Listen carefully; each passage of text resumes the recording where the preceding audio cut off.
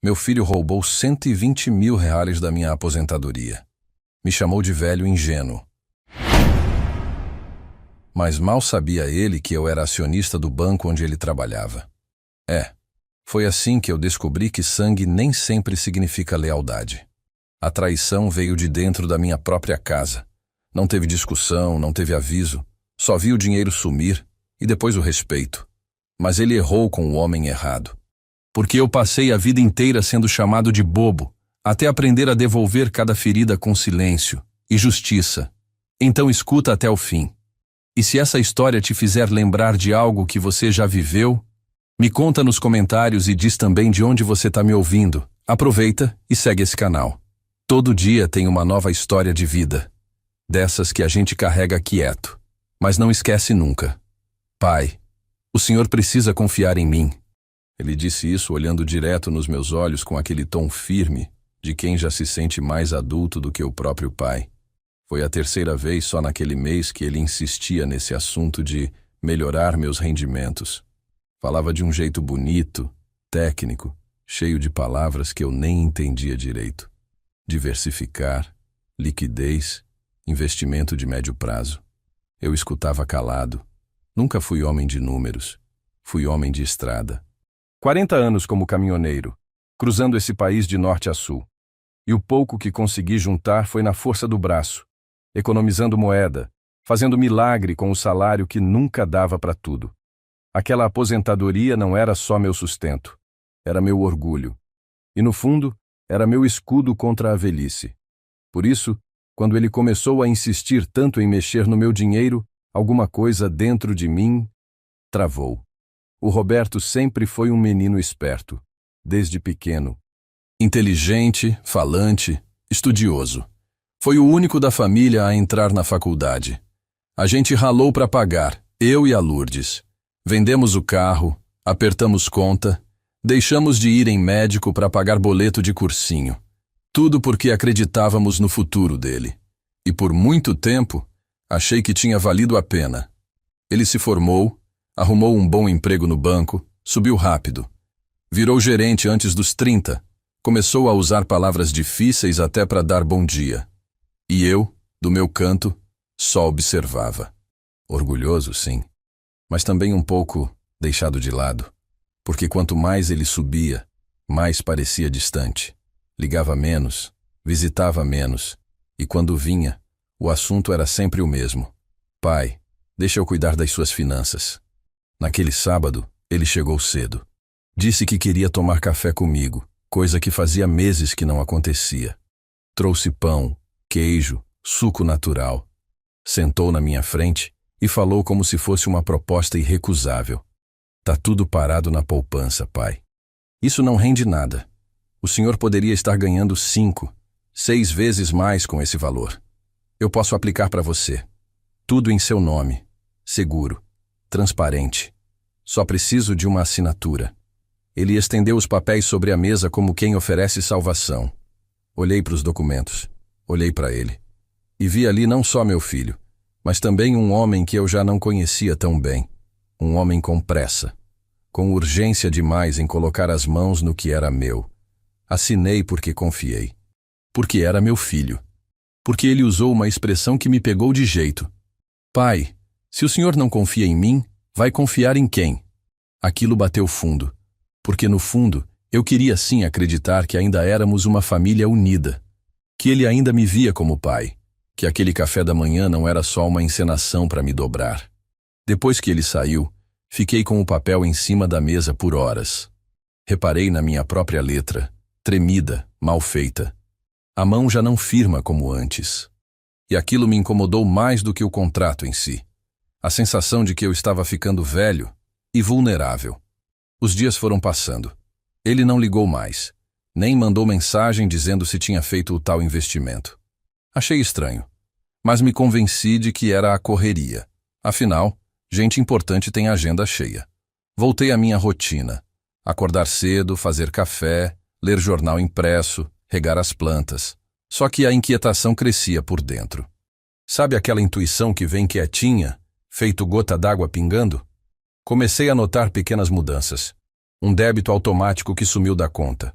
Uma cobrança atrasada que nunca atrasava. Liguei no banco e o atendente me disse que era algo interno, que meu responsável estava ajustando. Meu responsável?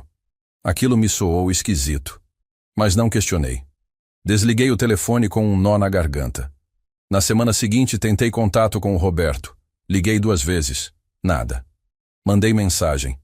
Visualizada, mas não respondida. Então escrevi um bilhete simples de próprio punho, como fazia com a Lourdes quando queria evitar brigas. Filho, está tudo certo com minha conta? Tô um pouco confuso. Me avisa quando puder. Deixei no WhatsApp. A resposta só veio 3 dias depois. Curta. Tá tudo sim, pai. Confia.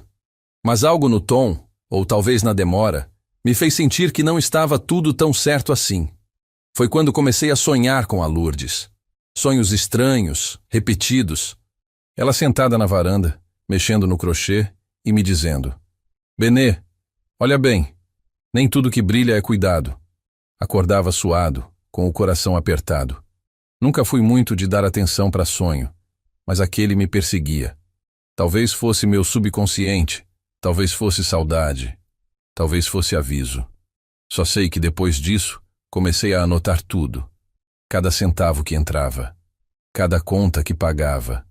E aos poucos, a desconfiança foi virando certeza. Mas ainda não sabia o que, nem como. Só sentia.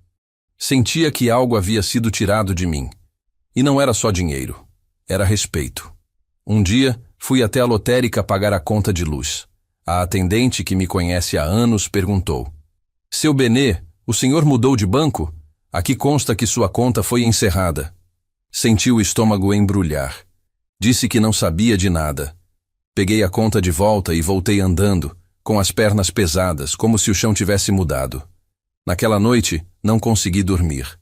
Fiquei deitado, com a televisão ligada no volume mínimo. A cabeça rodava. Lembrei de uma frase antiga que meu pai dizia: Quando o filho mente para o pai, alguma coisa se perdeu no caminho. E eu comecei a pensar: será que eu perdi meu filho?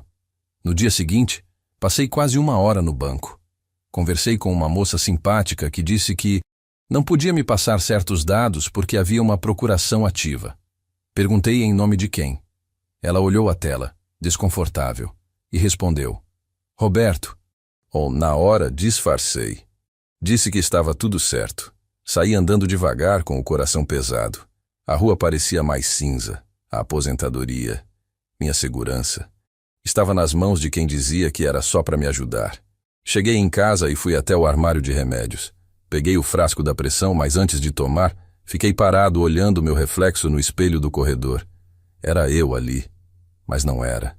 Era um velho que se esforçava para não ser enganado, que lutava para manter a dignidade. E ali, parado com a mão trêmula, percebi. Eu estava começando a entender o que tinham feito comigo. Mas ainda não sabia a metade. Desde aquele dia no banco, eu comecei a reparar nas coisas com outros olhos. Não era mais só a conta que parecia estranha. Era a forma como ele falava comigo. A maneira como evitava certos assuntos. Antes, quando ele vinha aqui, falava do trabalho com entusiasmo. Dos planos de comprar um apartamento maior, de mudar de carro, de fazer uma viagem com a esposa. Agora, quando eu perguntava qualquer coisa, ele desconversava. Mudava de assunto, dizia que estava com a cabeça cheia, sem tempo para nada. O jeito dele falar parecia pesado, como se estivesse escondendo algo, mas não quisesse mostrar. E essa mudança começou a me incomodar mais do que qualquer número no extrato. Uma tarde fui ao mercadinho da rua de baixo comprar arroz. O rapaz do caixa, novo, simpático, puxou o papo e disse que o filho da vizinha tinha acabado de começar a trabalhar no banco também. Tá lá no mesmo setor que o seu filho, né, seu Benê? Fiz que sim com a cabeça, sem dar muitos detalhes. Aí ele soltou: O pessoal comenta que aquele setor mexe com dinheiro grande, gente que sabe usar as brechas do sistema, entende? Ele falou rindo, como quem conta fofoca sem maldade, mas aquilo me deu um arrepio. Brechas do sistema. Aquela expressão ficou ecoando na minha cabeça o resto do dia. Voltei para casa com o saco de arroz numa mão e o pensamento longe. Lourdes teria dito que era exagero meu, que gente fala demais, que é melhor não se meter. Mas Lourdes também dizia que pai tem instinto, que quando o coração aperta sem motivo, é porque motivo tem. E aquele aperto estava virando rotina. Em casa, sentei na poltrona e liguei a televisão, mas não prestei atenção em nada. O controle remoto ficou parado no meu colo. Meu olho, no canto da sala, fixado naquela estante onde ficam as pastas. Documentos, comprovantes, contratos antigos. De repente, tive vontade de revirar tudo. Abri a pasta azul, onde costumo guardar as coisas do banco. Tinha ali um comprovante da aposentadoria, extratos do ano passado e um recibo de movimentação recente, que eu não lembrava de ter pedido. Olhei com mais cuidado. O nome do banco era o mesmo, mas o número da conta estava diferente. Era um número que nunca tinha visto antes, com final 713, e a minha sempre terminou em 089. Aquilo me deixou gelado. Fiquei tentando lembrar se ele tinha comentado sobre a abertura de nova conta. Nada. Nenhuma lembrança. Peguei o telefone para ligar, mas parei. Não queria parecer desconfiado. Ainda não. Algo me dizia que era melhor observar mais antes de fazer qualquer movimento. Nos dias seguintes comecei a agir diferente. Anotei tudo. Passei a tirar foto dos comprovantes. Guardei até os papéis que vinham junto com os boletos. Comecei a fazer perguntas sutis para o Roberto quando ele ligava. Filho, lembra qual é o número da conta nova que você abriu para mim? Ou, aquele rendimento que você falou, já começou a aparecer? As respostas dele eram sempre vagas. E pior, pareciam decoradas. Era como se ele já soubesse o que eu ia perguntar. E aí eu entendi. Ele estava me manipulando, me conduzindo nas respostas, para eu não fuçar demais, para eu continuar calado, como se fosse um favor ele cuidar das minhas coisas. Naquela semana, o Roberto apareceu. Disse que estava com saudade. Trouxe uma caixa de bombons e um livro sobre envelhecimento saudável. Sentou na varanda comigo, perguntou da minha saúde, fez piadas sobre a velhice, como se fosse conversa leve, mas que escondia uma pontinha de deboche. Em certo momento disse: pai, o senhor devia relaxar mais. Aproveitar a aposentadoria. Não precisa se preocupar com dinheiro. Tá tudo sob controle. Ele disse isso olhando para o horizonte sem encarar meu rosto. E ali, eu percebi. Ele estava tentando me distrair, me entreter. Como quem distrai uma criança enquanto esconde um doce no bolso. A diferença é que eu não era mais criança. E já não me sentia em paz com aquele teatrinho. À noite, fui até a cozinha fazer um café e reparei numa coisa simples. O cheiro do gás estava forte. Como se o registro tivesse ficado aberto por descuido. Fechei na hora, com um nó na garganta. Porque naquele momento, tive um pensamento terrível. E se ele tivesse feito isso? E se, na ânsia de se livrar de mim? Não. Eu cortei o pensamento. Me senti culpado por cogitar aquilo. Mas o que assusta não é o pensamento. É o fato de ele parecer possível. Quando o amor vira desconfiança, a gente começa a ver monstros em todos os cantos da casa. E isso, para um pai, é como morrer devagar. Fui dormir com o cheiro do gás ainda na memória.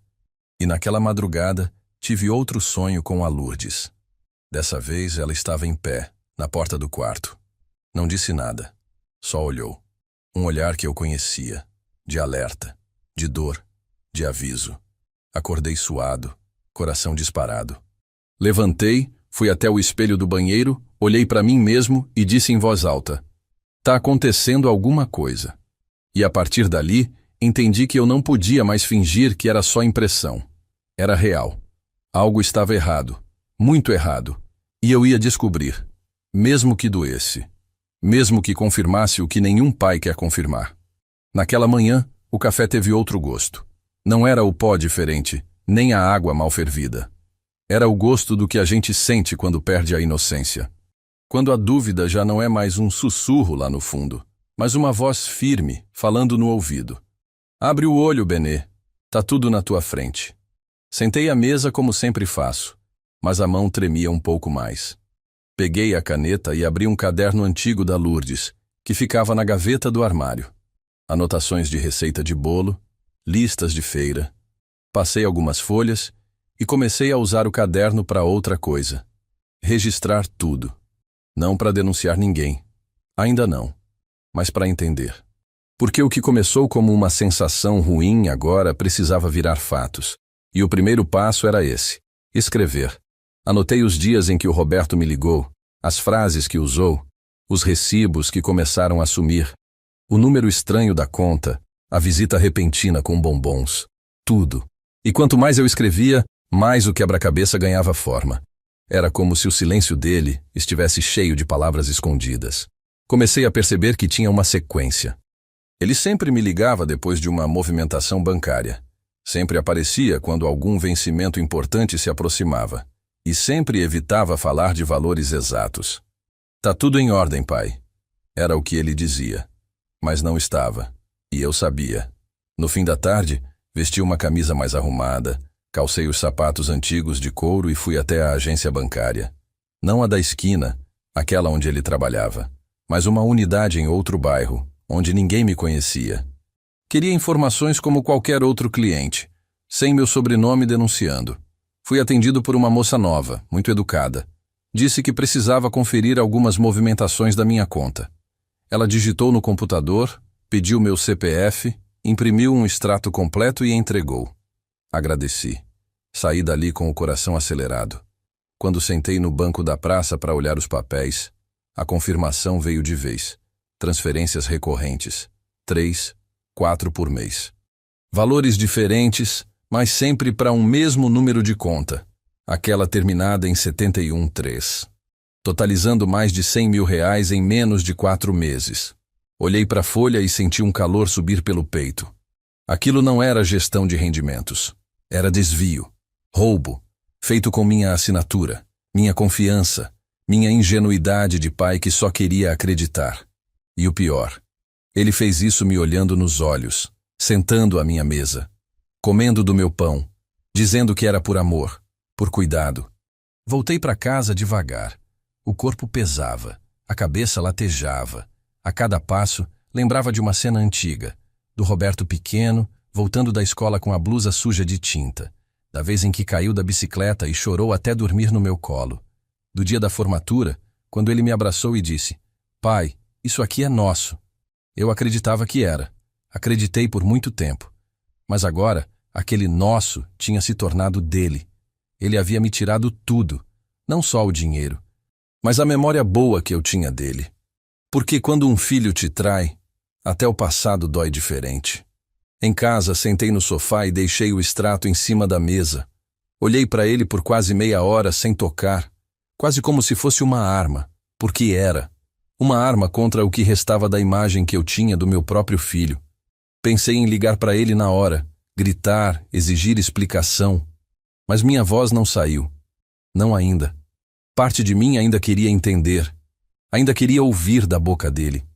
A outra parte só queria ficar em silêncio. Um silêncio pesado, cheio de tristeza, como quem acabou de perder alguém que ainda está vivo. Liguei a televisão para me distrair. Estava passando uma reportagem sobre golpes em idosos. Um senhor, de idade parecida com a minha, contava que o próprio neto tinha usado os cartões dele, que ele só descobriu quando o telefone tocou cobrando uma dívida que ele nunca fez. E naquele instante, senti uma coisa estranha, vergonha. Como se eu fosse o culpado, como se por ter confiado eu tivesse permitido aquilo acontecer. Mas logo entendi que isso era a armadilha da culpa. Eu não fiz nada errado. Eu amei. Eu confiei. E isso não é fraqueza. É ser pai. Levantei, fui até a cozinha, peguei um copo d'água. Ao abrir o armário, meus olhos bateram em algo que me derrubou por dentro. O porta-retrato da Lourdes, guardado há anos ali, desde o dia em que caiu e quebrei a moldura. Peguei com cuidado. O vidro já nem tinha mais. Era só a foto dela sorrindo no quintal, de avental florido e uma colher de pau na mão. Sentei com a foto no colo e falei em voz baixa: "Me perdoa, Lourdes. Eu confiei demais." E ali chorei. Pela primeira vez desde que tudo começou. Não era choro de raiva. Era luto. Luto por uma relação que morreu antes de mim. Por um filho que ainda respira, mas que já não vive em mim. Depois do choro, Fiquei olhando para o teto da cozinha, lembrando das noites em que eu e a Lourdes ficávamos contando moedas. Fazíamos planos pequenos, mas com esperança. Um pedacinho de terra, uma casa de 3 cômodos, uma vida simples. E o mais importante, que o Roberto nunca precisasse passar pelo que a gente passou. E olha onde chegamos. Fizemos tudo por ele. E agora eu não sabia mais se ele faria qualquer coisa por mim. O que eu criei? Um homem ou um estranho bem vestido? Naquela noite, deitei na cama e fiquei encarando o teto por horas. Lourdes não estava ali. O filho que ela me deixou? Também não. Fiquei sozinho com o barulho da geladeira e o estalar do forro de madeira. Tudo estava em silêncio. Mas dentro de mim era guerra. E eu sabia que essa guerra estava só começando. E que dessa vez não bastava engolir, nem calar. Eu ia agir, mas sem pressa e sem perdão fácil. Naquela manhã, o céu amanheceu cinza, mas nem notei. Já não era o tempo que me afetava, era o tempo dentro de mim que parecia pesado. Vesti minha roupa devagar, como se estivesse me preparando para uma guerra que ninguém mais via.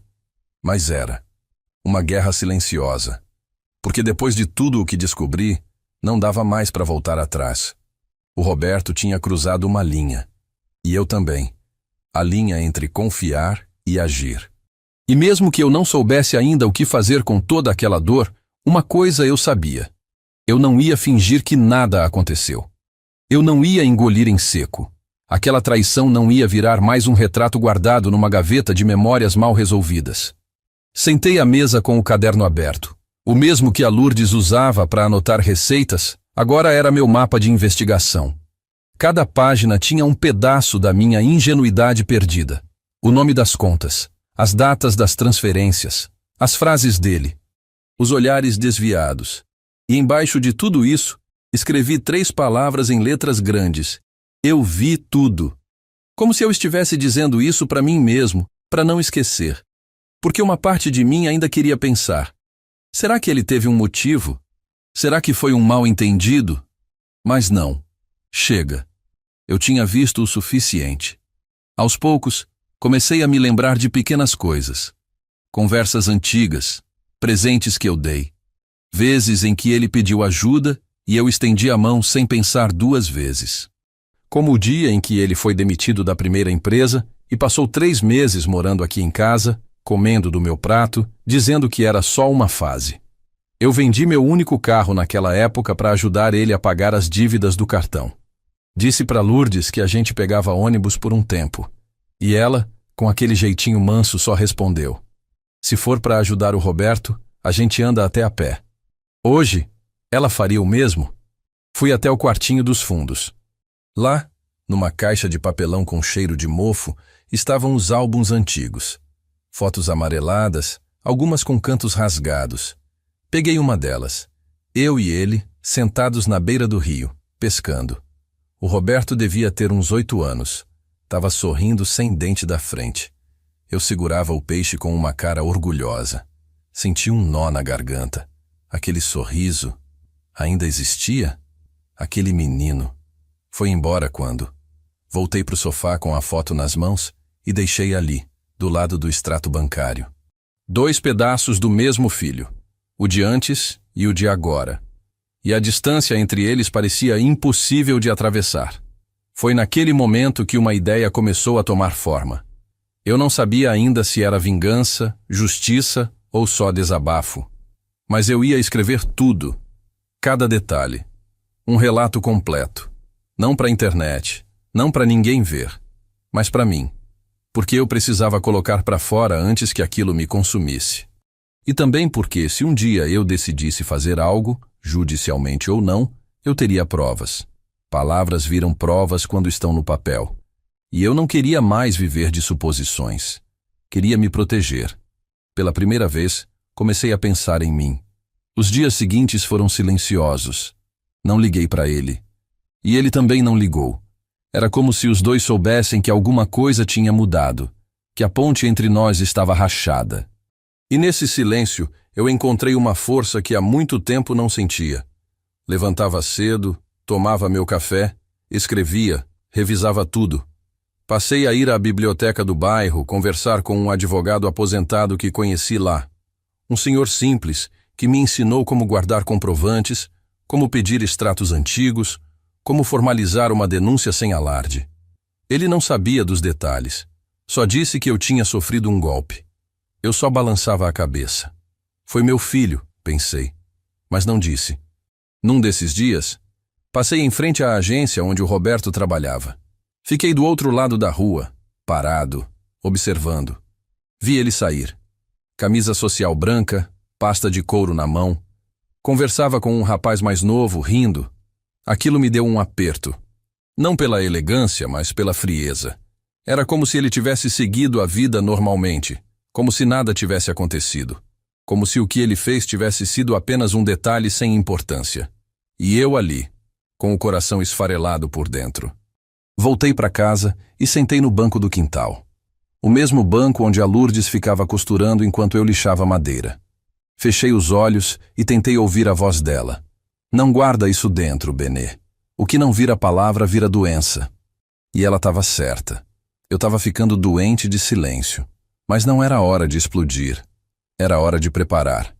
Como quem planta, sem contar para ninguém. Mas sabe que uma hora a colheita vem. Eu ia fazer justiça. Mas não na gritaria. Ia ser do meu jeito. No fim daquela tarde, escrevi a última página do caderno com letras firmes. Ele não sabe com quem mexeu. Eu fui muito mais do que pai. Fui homem. E agora, vou ser justo.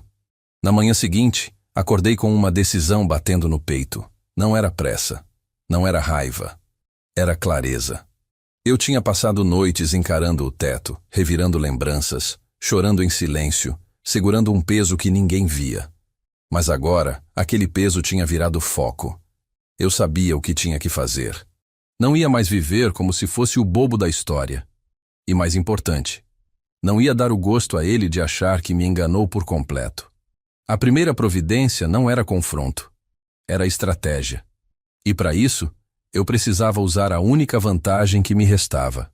O tempo. Vesti uma camisa de botão azul claro, a mesma que a Lourdes dizia que me deixava com cara de quem sabe das coisas.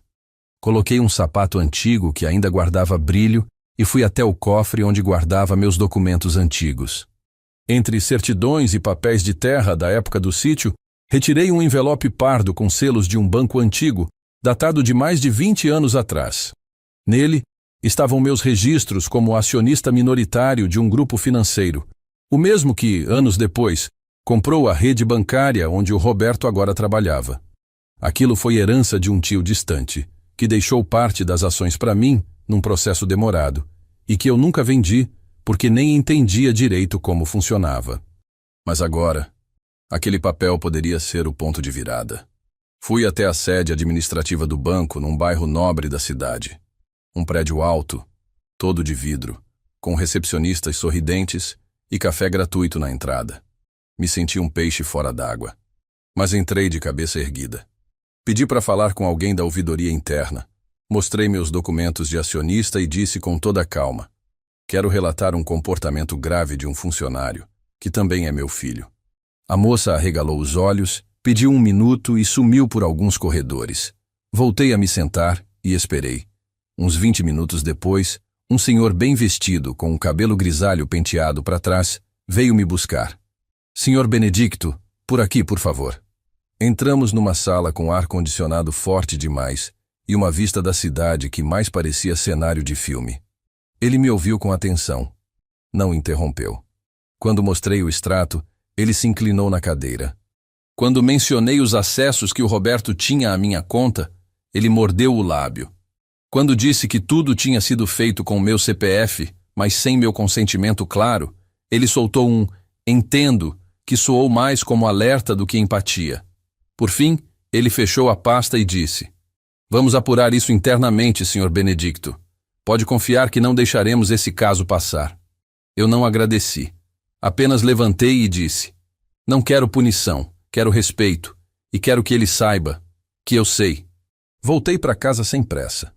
No caminho passei por uma banca de jornal, comprei um maço de envelopes e um caderno novo. Não era mais só um desabafo. Agora era um dossiê. Escrevi tudo em ordem cronológica. Desde a primeira movimentação estranha até a ida ao banco. Colei comprovantes, escrevi observações à mão, até deixei espaços em branco para acrescentar novas provas, se fosse o caso. Não queria depender da memória. Queria ter tudo à mão. Se a justiça dele falhasse, eu faria a minha.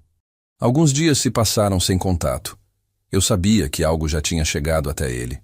A postura muda, o silêncio mais pesado. Mas ainda assim, nada de ligação, nada de justificativa. E foi aí que me dei conta de que talvez ele estivesse contando com minha covardia. Achava que eu ia fingir, como sempre fiz, que eu ia preferir a paz à verdade, que no fim eu cederia. Mas ele esqueceu que a Lourdes já não estava aqui, e que sem ela eu não tinha mais a quem proteger além de mim mesmo. Numa tarde fria, fui até a igreja do bairro. Não para rezar, não dessa vez. Fui sentar no banco de madeira onde eu e a Lourdes costumávamos ficar, no canto esquerdo, perto da janela. Levei comigo a foto antiga dela. Fiquei olhando para aquele sorriso e me perguntei: você teria feito diferente, minha velha? Talvez sim, talvez não. Mas eu tinha certeza de que ela não aceitaria me ver humilhado daquele jeito. Ela sempre dizia que amar um filho não era passar pano, era mostrar o certo. E o certo agora era mostrar a ele que eu não era mais o velho ingênuo que ele achava que podia manipular. Ao voltar para casa, encontrei um envelope no portão. Nenhum nome. Só meu endereço escrito à mão. Dentro, uma folha com caligrafia conhecida. Era do Roberto. Um pedido de desculpas. Vazio. Dizia que não tinha sido intencional, que estava passando por dificuldades, que em breve tudo seria resolvido. Fechei o envelope e joguei na gaveta. Não era hora de respostas vazias. Era hora de ações. Não devolvia o que ele tirou com palavras. Nem apagava o que eu vi. Naquela noite, escrevi mais uma página no caderno. Ele tentou me fazer de tolo. Mas quem joga com o tempo esquece que o velho já viu esse jogo inteiro, e de olhos fechados. Aquela manhã parecia igual a todas as outras. O mesmo barulho do caminhão do lixo, o café coado na hora, o som da vizinha lavando o quintal. Mas havia um silêncio diferente dentro de mim. Era como se, depois de tantos dias escrevendo, revivendo e planejando, eu estivesse entrando num território novo, aquele onde o passado e o presente se encontram de um jeito desconfortável. Estava com a cabeça baixa, rabiscando uma folha do caderno, quando ouvi o interfone tocar. Raramente tocava. Levantei devagar, atendi. Seu Benedicto, aqui é a Fernanda.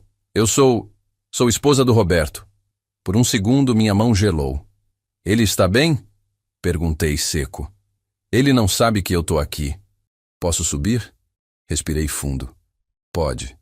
Minutos depois, a porta se abriu e ela entrou com um semblante abatido, olhos fundos, cabelo preso às pressas.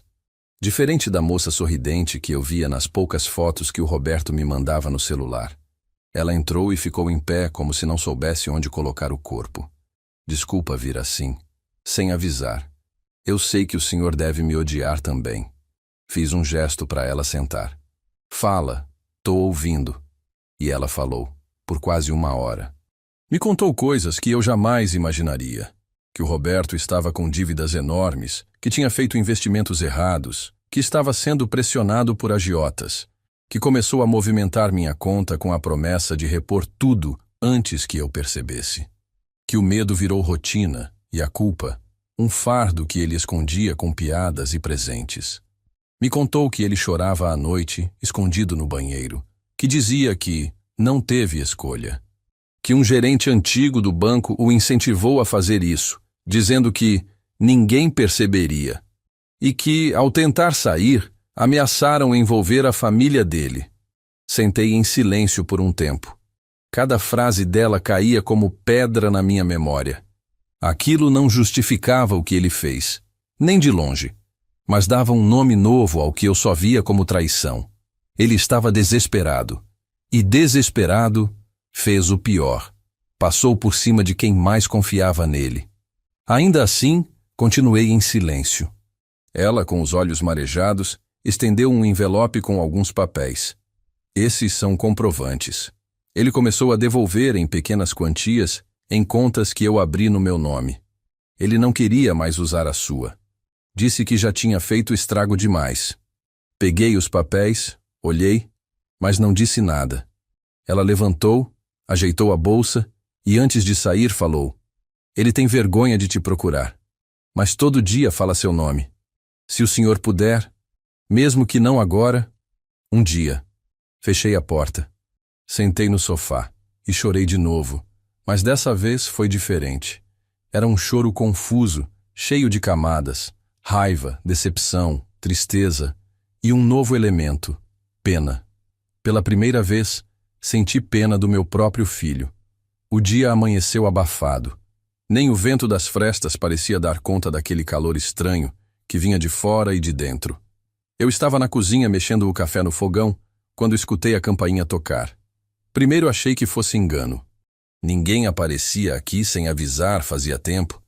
Mas quando olhei pela janela da sala, lá estava ele, Roberto, de camisa simples, barba por fazer, segurando uma sacola de mercado. Por um segundo, achei que fosse miragem. Mas não. Era ele mesmo, parado ali como se estivesse à espera de um julgamento. Abri a porta devagar. Nossos olhos se encontraram, e por um instante, nem passado, nem presente. Só o silêncio. "Pai, trouxe umas coisas. Posso entrar?" Fiz que sim com a cabeça, mas sem um sorriso. Apenas deixei a porta aberta. Ele entrou como quem pisa em terreno minado. Depositou a sacola em cima da mesa, tirou algumas frutas, pães, 2 pacotes de café. Lembrei do que o senhor gosta. Fiquei em pé, ao lado, observando tudo. Não era o gesto que me comovia. Era o motivo por trás dele. O que será que tinha vindo buscar? Sentei. Ele também. Ficamos os dois em silêncio, olhando para a mesa, como se ela pudesse traduzir aquilo que as palavras não davam conta. Até que ele começou a falar. "Pai, eu sei que errei. Sei que te machuquei de um jeito que talvez nem eu consiga consertar. Mas eu tô tentando. A Fernanda te contou, né? Eu pedi para ela vir." Balancei a cabeça, afirmando. Ela contou. Contou o que você não teve coragem de me dizer. Ele abaixou os olhos, envergonhado.